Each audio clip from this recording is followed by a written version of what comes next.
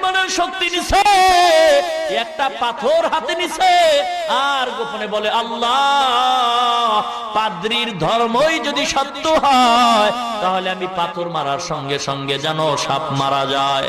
বিসমিল্লাহ বলিয়া আব্দুল্লাহ বিন তামের যখন কঙ্কর নিক্ষেপ করছে সঙ্গে সঙ্গে সাপ রাস্তায় মারা যায়।